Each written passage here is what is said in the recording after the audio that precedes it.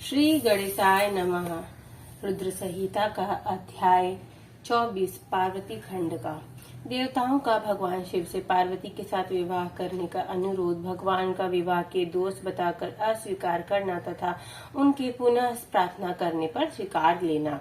ब्रह्मा जी कहते हैं, नारद देवताओं ने वहां पहुंचकर भगवान रुद्र को प्रणाम करके उनकी स्तुति की। तब नंदिकेश्वर ने भगवान शिव से उनकी दीन बंधुता एवं भक्त वत्सला की प्रशंसा करते हुए कहा, प्रभु देवता और मुनि संकट में पड़कर आपकी शरण में आए हैं। सर्वेश्वर आप उनका उद्धार करें। दयालु नंदी के इस प्रकार सूचित करने पर भगवान शंभु धीरे धीरे आंखें खोलकर ध्यान से उपरत हुए। समाधि से विरत हो परम ज्ञानी परमात्मा एवं ईश्वर शंभु ने समस्त देवताओं से इस प्रकार कहा। शंभु बोले, श्री विष्णु और ब्रह्मा आदि देवेश्वरों, तुम सब लोग मेरे समीप कैसे आए? तुम अपने आने का जो भी कारण हो वह शीघ्र बताओ। भगवान शंकर का यह वचन सुनकर सब देवता प्रसन्न हो कारण बताने के लिए भगवान विष्णु के मुंह की ओर देखने लगे। तब शिव के महान भक्त और देवताओं के हितकारी श्री विष्णु मेरे बताए हुए देवताओं के महत्तर कार्य को सूचित करने लगे। उन्होंने कहा, शंभु तारकासुर ने देवताओं को अत्यंत अद्भुत एवं महान कष्ट प्रदान किया है। यदि बताने के लिए सब देवता यहाँ आए हैं, भगवान आपके ओर से पुत्र से ही दैत्य मारा जा सकता है, किसी प्रकार से नहीं। मेरी यह कथन सर्वथा सत्य है। महादेव, इस प्रकार विचार करके आप कृपा करें। आपको नमस्कार है। स्वामी, तारकासुर के द्वारा उपस्थित किए हुए इस कष्ट से आप देवताओं का उद्धार कीजिए। देव शंभु, आप दाहिनी हाथ से गिरिजा का पानी ग्रहण करें। गिरिराज हिमावान के द्वारा ही हुई महानुभाव पार्वती को पानी ग्रहण के द्वारा ही अनुग्रहित कीजिए। श्री विष्णु का यह वचन सुनकर योग परायण भगवान शिव ने सबको उत्तम गति का दर्शन कराते हुए इस प्रकार कहा, देवताओं, ज्यों ही मैंने स्वर्ग सुंदरी गिरिराज देवी को स्वीकार किया, त्यों ही समस्त सुरेश्वर तथा ऋषि मुनि सकाम हो जाएंगे। फिर वे परमार्थ पथ पर चलने में समर्थ न हो सकेंगे। दुर्गा अपने पानी ग्रहण मात्र से ही कामदेव को जीवित कर देगी। विष्णु, मैंने कामदेव को जलाकर देवताओं को बहुत बड़ा कार्य सिद्ध किया है। आज से सब लोग मेरे साथ सुनिश्चित रूप से निष्काम होकर रहे। देवताओं, जैसे मैं हूँ उसी तरह तुम सब लोग पृथक पृथक रहकर कोई विशेष प्रयत्न किए बिना अत्यंत दुष्कर एवं उत्तम तपस्या कर सकोगे। अब उस मदन के न होने से तुम सब देवता समाधि के द्वारा परमात्मा परमानंद का अनुभव करते हुए निर्विकार हो जाओ, क्योंकि काम नरक की ही प्राप्ति कराने वाला है। काम से क्रोध होता है, काम से मोह होता है, मोह से तपस्या नष्ट होती है। अतः तुम सभी नष्ट श्रेष्ठ देवताओं को काम और क्रोध का परित्याग कर देना चाहिए। मेरे इस कथन को कभी अन्यथा नहीं मानना चाहिए। ब्रह्मा जी कहते हैं, नारद, वृषभ के चिन्ह से युक्त ध्वजा धारण करने वाले भगवान महादेव ने इस प्रकार की बातें सुनाकर ब्रह्मा विष्णु देवताओं तथा मुनियों को निष्काम धर्म का उपदेश दिया। तदंतर भगवान शंभु पुनः ध्यान लगाकर चुप हो गए। पहले की भांति पार्षद से घिरे हुए सुस्थिर भाव से बैठे। वे अपने मन में ही स्वयं आत्म रूप निरंजन निराभास निर्विकार निरामय परमात्मा नित्य ममता रहित निर्वग्रह शब्दातीत निर्गुण ज्ञानमय एवं प्रकृति से पर परमात्मा का चिंतन करने लगे। इस प्रकार परम स्वरूप का चिंतन करते हुए वे ध्यान में स्थित हो गए। बहुत से प्राणियों की सृष्टि करने वाले भगवान शिव ध्यान करते करते ही परमानंद में निमग्न हो गए।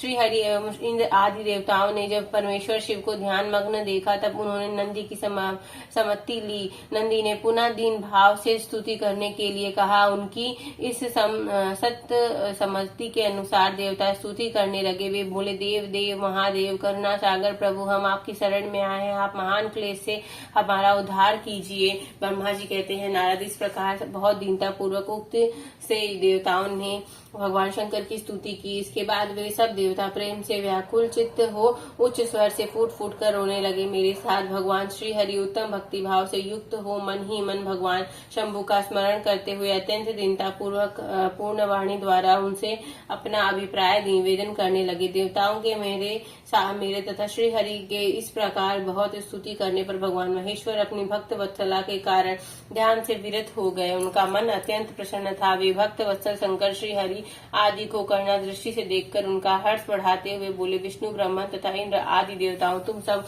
लोग एक साथ यहाँ किस अभिप्राय से आए हो? मेरे सामने सच सच बताओ। श्री हरि ने कहा, महेश्वर, आप सर्वज्ञ हैं, सबके अंतर्यामी ईश्वर हैं। क्या आप हमारे मन की बात नहीं जानते? अवश्य जानते हैं, तथापि आपकी आज्ञा से मैं स्वयं भी कहता हूँ। सुखदायक शंकर, हम सब देवताओं को तारकासुर से अनेक प्रकार का दुख प्राप्त हुआ है, इसलिए देवताओं ने आपको प्रसन्न किया है। आपके लिए ही उन्होंने गिरिराज हिमालय से ही शिवा की उत्पत्ति कराई है।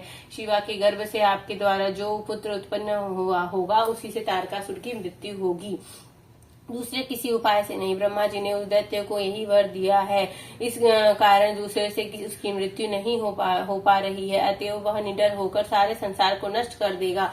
इधर नारद जी की आज्ञा से पार्वती कठोर तपस्या कर रही है, उनके तेज से समस्त चराचर प्राणियों सहित त्रिलोक की आच्छादित हो गई है। इसलिए परमेश्वर, आप शिवा को वर देने के लिए चाहिए। स्वामी, देवताओं का दुख मिटाइए और हमें सुख दीजिए। शंकर, मेरे तथा देवताओं के हृदय में आपके विवाह का उत्सव देखने के लिए बड़ा भारी उत्साह है, अतः आप यथोचित रीति से विवाह कीजिए। परात्पर परमेश्वर, आपके रति को जो वर दिया था उसकी पूर्ति का अवसर आ गया है, अतः अपनी प्रतिज्ञा को शीघ्र सफल कीजिए। ब्रह्मा जी कहते हैं, नारद, ऐसा कह उन्हें प्रणाम करके श्री विष्णु आदि देवताओं और महर्षियों नाना प्रकार के स्त्रोतों द्वारा पुनः उनकी स्तुति की। फिर वे सब के सब उनके सामने खड़े हो गए। भक्तों के अधीन रहने वाले भगवान शंकर जी, जो वेद मर्यादा के रक्षक हैं, देवताओं की बात सुनकर हंसकर बोले, हे हरि, हे विदे और हे देवताओं, तुम लोग आदरपूर्वक सुनो। ये मैं यथोचित विशेषता विवेक पूर्ण बात कर रहा हूँ। विवाह करना मनुष्यों के लिए उचित कार्य नहीं, क्योंकि विवाह दृढ़ता पूर्वक बांध रखने वाली एक बहुत बड़ी बेड़ी है। जगत में बहुत से कुसंग हैं, परंतु स्त्री का संग उनमें सबसे बढ़कर है। मनुष्य सारे संबंधों से छुटकारा पा सकता है, परंतु स्त्री प्रसंग रूपी बंधन से वह मुक्त नहीं हो पाता। लोहे और काठ की बनी हुई बेड़ियों में दृढ़ता पूर्वक बंधा हुआ पुरुष भी एक दिन उस कैद से छुटकारा पा जाता है, परंतु स्त्री, पुत्र आदि के बंधन में बंधा हुआ मनुष्य कभी छूट नहीं पाता। महान बंधन में डालने वाले विषय सदा बढ़ते रहते हैं। जिसका मन विषयों के वशीभूत हो गया है, उसके लिए मोक्ष स्वप्न में भी दुर्लभ है। विद्वान पुरुष यदि सुख चाहता है तो वह विषयों को विधि पूर्वक त्याग दे। विषयों को विष के समान बताया गया है, जिनके द्वारा मनुष्य मारा जाता है। विषय के साथ वार्ता करने के मात्र से मनुष्य क्षण भर में पतित हो जाता है। आचार्यों ने विषय को मिश्री मिलाई हुई वारुणी मदिरा कहा है। यद्यपि मैं इस बात को जानता हूँ और यद्यपि विषयों के इन सारे दोषों को मुझे विशेष ज्ञान है, तथापि मैं तुम्हारी प्रार्थना को सफल करूंगा, क्योंकि मैं भक्तों के अधीन रहता हूँ और भक्त वत्सलावश उचित अनुचित सारे कार्य करता हूँ। इसलिए तीनों लोकों में अयथोचित कर्ता के रूप में मेरी प्रसिद्धि है। भक्तों के लिए मैंने अनेक बार बहुत से प्रयत्न करके कष्ट सहन किए हैं। गृहपति होकर विश्वानर मुनि का दुख दूर किया है। हरे विधे, अब अधिक कहने की क्या आवश्यकता, मेरी तो प्रतिज्ञा है, तुम सब लोग अच्छी तरह जानते हो। मैं यह सत्य कहता हूँ कि जब जब भक्तों पर कहीं विपत्ति आती है, तब तब मैं तत्काल उनके सारे कष्ट दूर कर देता हूँ। तारकासुर से तुम सब लोगों को जो दुख प्राप्त हुआ है, उसे मैं जानता हूँ, उसका हरण करूंगा। यह भी सत्य सत्य बात कह रहा हूँ।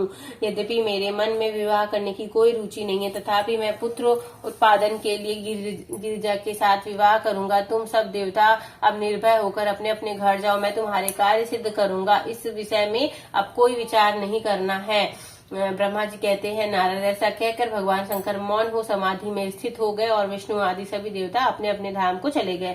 इस तरह अध्याय 24 संपूर्ण होता है। हर हर महादेव।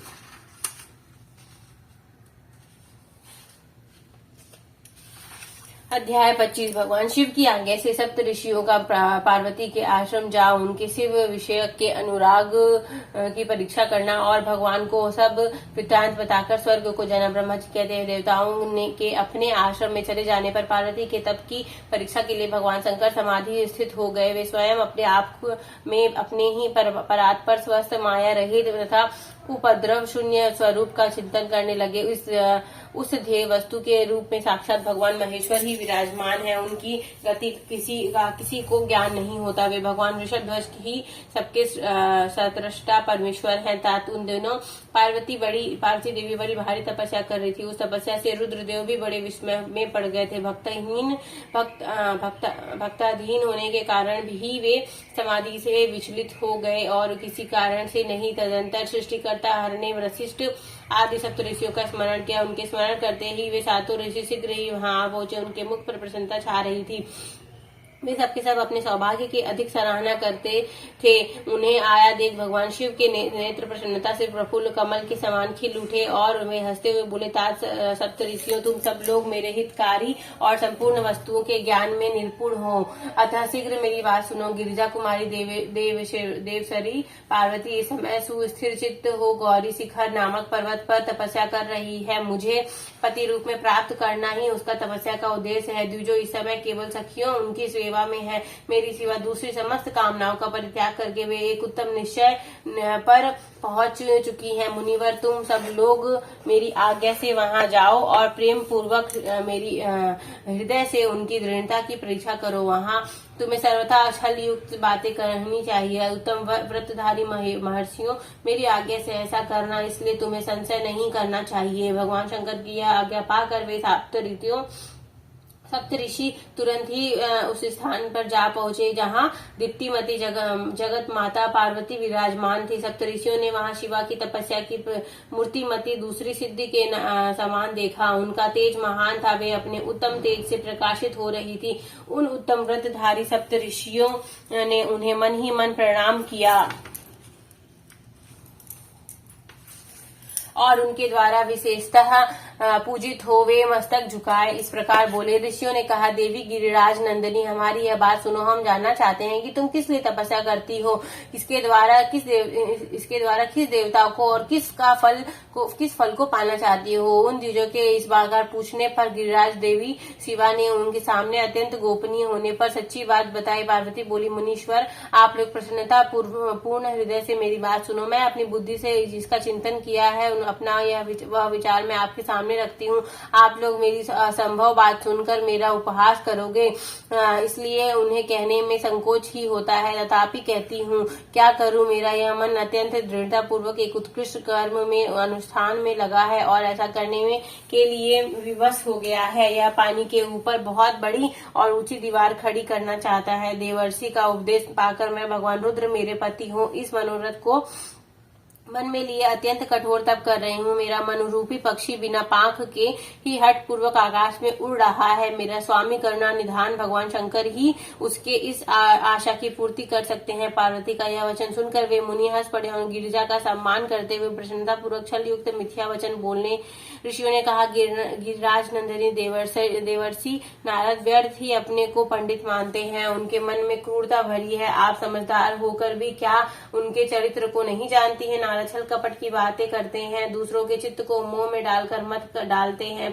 उनकी बातें सुनने से सर्वथा हानि होती है। ब्रह्मपुत्र दक्ष के पुत्रों को नारद ने छल पूर्वक उपदेश दिया। उसका फल यह हुआ कि वे सबके सब अपने पिता के घर लौटकर न आ सके।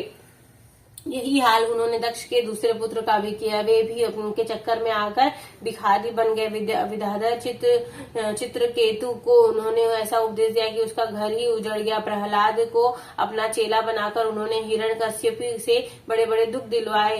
ये सदा दूसरों की बुद्धि में भेद पैदा करते हैं। नारद मुनि कानों को पसंद आने वाली अपनी विद्या जिसको सुनाते हैं वही अपना घर छोड़कर तत्काल भीख मांगने लगता है। उनका मन मलिन है, केवल शरीर ही सदा उज्जवल दिखाई देता है।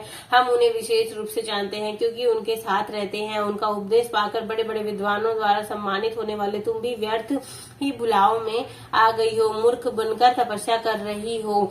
बोले, तुम जिनके लिए यह भारी तपस्या करती हो वे रुद्र सदा उदासीन, निर्विकार और काम के शत्रु हैं, इसमें संशय नहीं है। वे अमांगलिक वस्तुओं से युक्त शरीर धारण करते हैं, लज्जा को तिलांजलि दे चुके हैं। उनका ना ही कहीं घर है न द्वार। वे किस कुल में उत्पन्न हुए हैं सब किसी को नहीं पता है।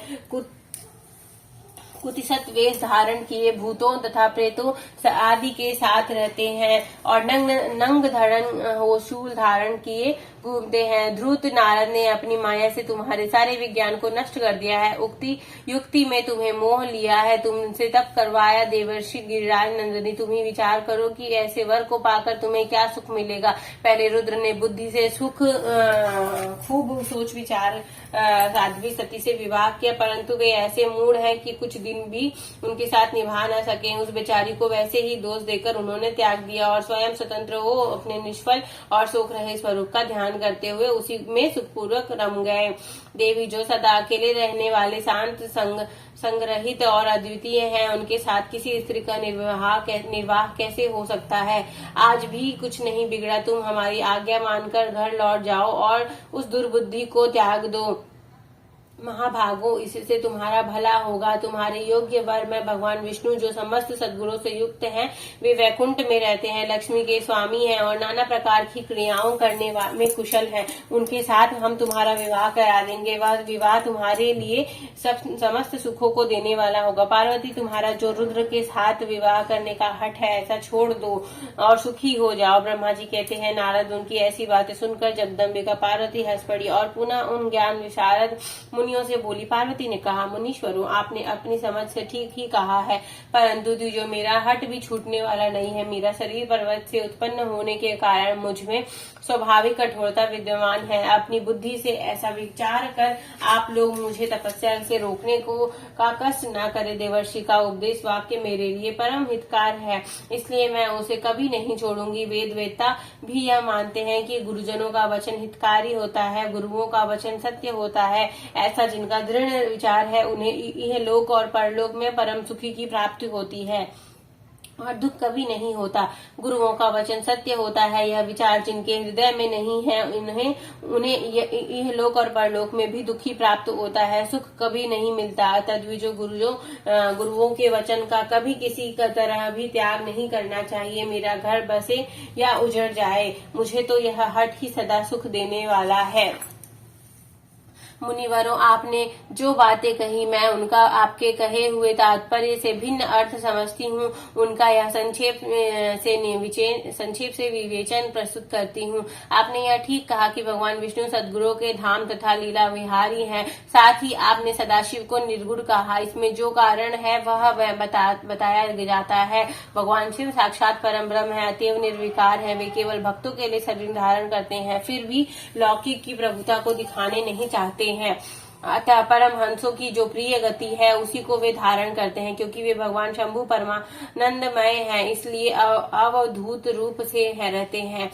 माया लिप्त जीवों को ही भूषण आदि की रुचि होती है, ब्रह्म को नहीं। वे प्रभु गुणातीत, अजन्मा, माया रहित, अलक्ष्य गति और विराट है। द्विजो, भगवान शंभु किसी विशेष धर्म या जाति आदि के कारण किसी प्रकार अनुग्रह नहीं करते। मैं गुरु की कृपा से ही शिव को यथार्थ रूप से जानती हूँ। ब्रह्मर्षियों, यदि शिव मेरे साथ विवाह नहीं करेंगे तो मैं सदा कुमारी रह जाऊंगी, परंतु दूसरे के साथ विवाह नहीं करूंगी, यह मैं सत्य सत्य कहती हूँ। यदि सूर्य पश्चिम दिशा में उगने लगे, मेरु पर्वत अपने स्थान से विचलित हो जाए, अग्नि शीतलता को अपना ले और कमल पर्वत शिखर की शिला के ऊपर खिलने लगे, तो भी मेरा हट छूट नहीं सकता। यह मैं सच्ची बात कहती हूँ। ब्रह्मा जी कहते हैं, नारद, ऐसा कह उन मुनियों को प्रणाम करके गिरिराज कुमारी पार्वती निर्विकार चित्त से शिव को स्मरण करती हुई चुप हो गई। इस प्रकार गिरिजा के उत्तम निश्चय को जानकर वे सप्त ऋषि भी उनकी जय जयकार करने लगे और उन्होंने पार्वती जी को उत्तम आशीर्वाद दिया। मुने गिरिराज देवी की परीक्षा करने वाले वे सप्त ऋषि उनको प्रणाम करके प्रसन्नचित हो शीघ्र ही भगवान शिव के स्थान को चले गए। वहां पहुंचकर शिव को मस्तक नवा उनसे सारा वृतांत निवेदन करके उनकी आज्ञा लेवे पुनः सादर स्वर्गलोक को चले गए। इस तरह अध्याय 25 संपूर्ण होता है। हर हर महादेव की जय। ओम जय शिव ओंकारा, प्रभु हर शिव ओंकारा, ब्रह्मा विष्णु सदा शिव अर्धांगी धारा। ओम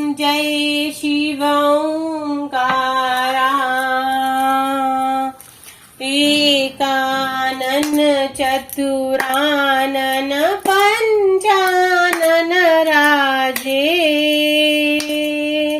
हंसासन गरुणासन वृषवाहन साजे। ओम जय शिव ओंकारा। दो भुज चार चतुर भुज दस भुज अति सोहे त्रिगुण रूप निरखता त्रिभुवन जन मोहे। ओम जय शिव ओंकारा। अक्षमाला वनमाला रुंडमाला धारी चंदन मृग मद सोहे भोले शशिधारी। ओम जय शिव ओंकारा। श्वेतांबर पीतांबर बागंबर अंगे सनकाधिक गरुणाधिक भूताधिक संगे। ओम जय शिव ओंकारा। करके मध्य कमंडलु चक्र त्रिशूल धरता जग करता जग भरता जग पालन करता जग संहार करता। ओम जय शिव ओंकारा। ब्रह्मा विष्णु सदा शिव जानत विवेका प्रणवाक्षर मध्ये ये तीनों एका। ओम जय शिव ओंकारा। काशी में विश्वनाथ विराजत नंदी ब्रह्मचारी नित उठी भोग लगावत महिमाति भारी। ओम जय शिव ओंकारा।